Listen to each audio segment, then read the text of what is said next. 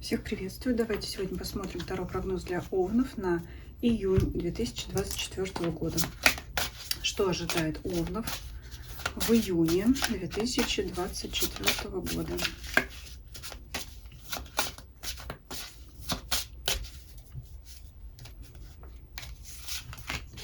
Основной фон: работа, карьера, финансы, имущество, личная жизнь,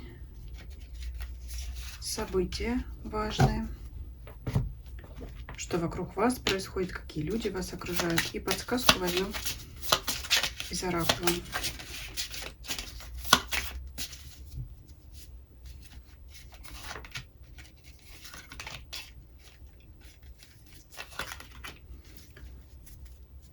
Так, основной фон: шестерка мечей. Ну, эта карта может говорить о многом. Прежде всего, это какие-то поездки, расстояния, общение на удалении с кем-то, да, то есть это телефонная связь, интернет. Эта карта может также говорить, что вы можете нацелиться на что-то интересное, привлекающее вас, то, что не рядом с вами.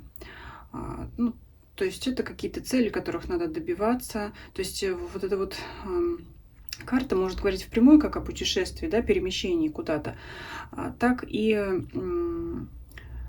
скажем так, иносказательно, когда вы захотите добиться какой-то цели, то есть достичь, чтобы ее достичь, нужно что-то преодолеть условно, да, расстояние или сделать какие-то конкретные задачи на пути к ней, ну, все в этом роде, то есть вы на что-то нацелены, куда-то добраться, до чего-то добраться, куда-то доплыть, чего-то достичь. Давайте смотреть по сферам. Башня, конечно, в сфере карьеры прежде всего говорит об увольнении, да, и шестерка мечей может также это подтверждать, если вы, может быть, сомневались, но уже были нацелены на это, то карта лишний раз вам говорит о том, что пришла пора вам что-то менять, и, возможно, в связке с шестеркой мечей уже есть, конечно, куда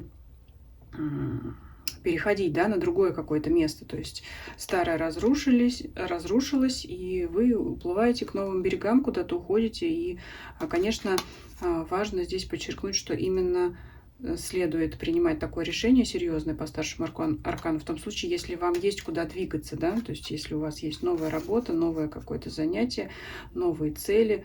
Ну, также может говорить об удаленной работе. Это может быть смена режима работы, да, с режима офлайн, когда вы ходите на работу, добираетесь, то есть, да, туда, ну, на удаленный режим. Может такое быть. Может быть кардинальная смена штата, организации, руководства. Все оптимизации сюда подходят, да, вот в целом по организации, если смотреть более глобально, это вплоть до того, когда сменяется руководство, там генеральный директор, и после этого наступают глобальные перемены, когда меняется вообще весь уклад, весь порядок ведения дел в компании, организации и так далее. Ну, все то же самое можно сказать про ваш бизнес. Если у вас свое дело, это может быть принятие решения кардинально поменять сферу деятельности. Ну, если смягчить немножко, да, это может быть просто перемена, опять же, по связке с шестеркой мечей, перемена места дислокации, да, офис переехал в другое место, да, то есть не все так может быть страшно, для всех это может проиграться по-разному. Но в любом случае шестерка мечей, она такая карта, ну, условно, ее нельзя назвать негативной, смотря, конечно, какой вопрос задавать, но здесь она придает позитив вот этому такому не очень приятному аркану башня, в том, что она говорит, что все-таки есть куда двигаться, есть куда идти. Это не крах, это окончание старого, когда вы знаете, куда вам двигаться дальше. Давайте посмотрим финансы. Ну, в финансах, прям хотела сказать, поют романсы. Но что-то около того, потому что, как, знаете, вспомнилась фраза из одного фильма, ну, не только с фильма вообще. такая фраза есть. Свободных денег нет, все в движении. И здесь вот так же. Туда-сюда деньги пришли, деньги потратили. Деньги пришли, деньги потратили. Здесь нет какого-то существенного капитала по этой карте. Здесь, скорее всего, если и были какие-то накопления, они в этом периоде будут вами куда-то потрачены. Конечно, они потом будут восстановлены, потому что двойка пентаклей — это карта баланса. Но это именно когда вот свободных денег нет. То есть на какие-то нужды, скажем так, вот если возникнет необходимость в трате денег, они у вас найдутся. То есть деньги вы потратите, вы их восстановите. Но так, чтобы вот, скажем так, тратить их на какие-то увлечения, необязательные, ненужные вещи, вот здесь нет. То есть вот как пришли, так и ушли, здесь сюда это подходит, да. Какие-то могут быть неожиданные поступления, но тут же найдется закрыть ими больше, даже, знаете, какой-то долг погасить, потому что нет такого, что вот прямо вы что-то накопили, что-то приумножили. По этой карте этого нет. Это вот потратили, заработали, заработали, потратили. Ну, скажем так. Есть еще, знаете, такое, не очень такое приятное, от получки до получки. И здесь, ну, здесь вот нет, понимаете, эта карта не дает существенного такого вот капитала, каких-то накоплений, заначек. Это вот... Ну, хорошо, что плюс этой карты в том, что все-таки они есть. Они есть, но свободных вот...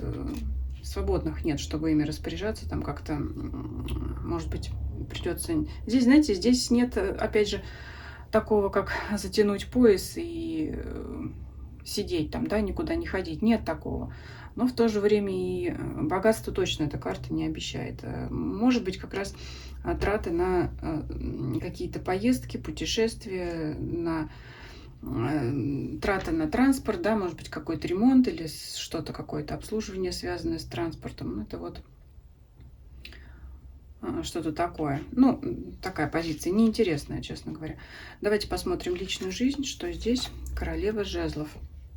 Если вы смотрите женщина, девушка, эта карта говорит о вас как об очень привлекательной особе для противоположного пола. То есть будете в центре внимания. Поэтому вот в связке с шестеркой мечей рекомендация почаще где-то бывать на людях, особенно если вы ищете пару, да, то есть показывать себя показать. Плюс это ваша стихия, огонь, поэтому, безусловно, это будет...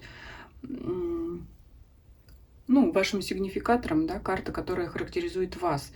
То есть вы будете в центре внимания. И вот если, опять же, если задумана куда-то поездка, пойти куда-то, вообще выйти на прогулку, обязательно это делайте, чтобы показать себя. Для мужчин эта карта характеризует женщину, важную в вашей жизни. Если у вас есть любимая, это она и есть. И опять же, совет где-то с ней бывать, встречаться, ну, гулять, отправляться в поездки, проводить вместе время, потому что если не будете уделять внимание ей, я уже сказала, да, возвращайтесь к первому пункту по сигнификации женщины, по описанию, то тогда ее может заметить кто-то другой. Если вы такую девушку ищете, опять же, совет вам куда-то выходить, и вы можете встретить вот такую прекрасную королеву жезлов, очень яркую и привлекательную. Ну, прежде всего, в данной позиции карта говорит о том, что вот женская фигура важна, женская, как я уже сказала. Если это вы сами, то это фокус внимания на себя, саму любимую. Если смотрит мужчина, то значит фокус внимания на вашу женщину любимую. Давайте посмотрим, что окружает вас, люди, какие-то события интересные, которые происходят. Десятка жезлов. Да знаете, все, что могло интересного произойти, уже произошло когда-то. Десятка всегда знаменует окончание чего-либо. В классической колоде это карта тяжести, но здесь совершенно другое изображение. Здесь, ну, вы знаете, вот смотрите, что можно сказать по описанию этой карты. В руках череп. Это опять конец, да? Ну, что-то закончилось. Характеристика такая. Ну и, мне кажется, такой довольный вид девушки, которая здесь изображена, которая успешно поделала все свои дела, какие бы они ни были, хорошие, плохие, интересные, неинтересные, там все такое. Ну и решила просто вот взять перекур, отдохнуть. Скажем так, ничего нового, особого такого, но оно вам, знаете, оно вам и не надо. То есть время как бы подумать о том, что уже сделано, о том, чего вы достигли.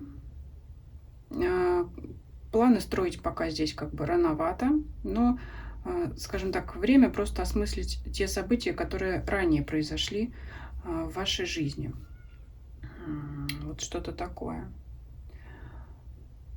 Я не могу сказать, что месяц скучный, но интересным его особо тоже не назовешь. Вот здесь интересно все-таки личная жизнь больше, мне кажется. Ну и, конечно, возможно, глобальное событие в сфере работы. Поэтому вам здесь будет чем заняться. Может быть, как раз вы будете размышлять о том, что, оставив старую работу, да, вы накопили какой-то опыт. Здесь вот, если связать две карты, вот эти две позиции, десятка жезлов, башня, то это осмысление прошлого периода, принятие решений каких-то, может быть, работа над ошибками внутренняя такая, да, обдумать, что было сделано правильно, что неправильно, ну и вынести для себя уроки какие-то, может быть, да. Давайте посмотрим, что нам скажет оракул для вас. Трансформация, как я слышала уже оскомина на языке у этого слова, сама не люблю это слово трансформация, есть такое у нас хорошее слово преобразование, да, еще, то есть изменение. Ну, вот эти карты говорят о том, что вы входите как раз в новый период. Вот эта пресловутая трансформация, которую все-таки я, наверное, свяжу с сферой работы и карьеры. И как бы здесь вот хранитель портала. То есть что-то опять старое закончилось, вы уходите в новое. И здесь вот вам еще выпадает карта горловой чакры. Она у нас, как она у нас называется? Вишудха, если, да, кому интересно. О чем эта карта может говорить? Ну, прежде всего, об общении, о выражении себя. То есть вы переходите в какой-то новый период. Опять же, может быть, это связано с работой, может быть, связано с отношениями, где очень важно будет показывать себя, говорить, прежде всего, да, разговаривать. Горло — это вот общение. То есть в новой сфере важно будет для вас общаться, выражать себя, раскрывать себя. Возможно, это связано как раз с тем опытом, который вы уже накопили. То есть вам нужно будет показать себя. Все, что вы умеете, все, что вы знаете. Кто-то как раз, может быть, красиво говорит, ораторское искусство, может быть, у кого-то присутствует, да, кто-то наделен им. Поэтому вот обратите внимание на контакты, общение, связи, вот это вот все сюда. Опять же, возможно, как вариант, ваша общительность, если таковая вам присуща, а если нет, то постарайтесь все равно обратить это внимание, взять как совет. Ваша общительность как раз вам поможет выйти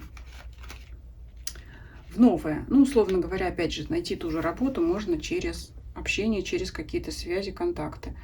Вот, может быть, кому-то будет интересно, полезно это услышать. Как всегда, жду ваших комментариев.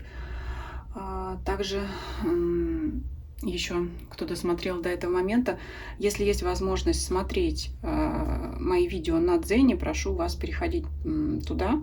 Ссылки есть в описании канала, потому что появилась возможность монетизации канала на Дзен. И, естественно, в качестве благодарности, ничего, собственно, вас не требую, кроме просьбы просмотра видео, да, потому что именно за просмотр есть такая компенсация авторам небольшая, и мне будет очень приятно в качестве благодарности от вас, чтобы это было.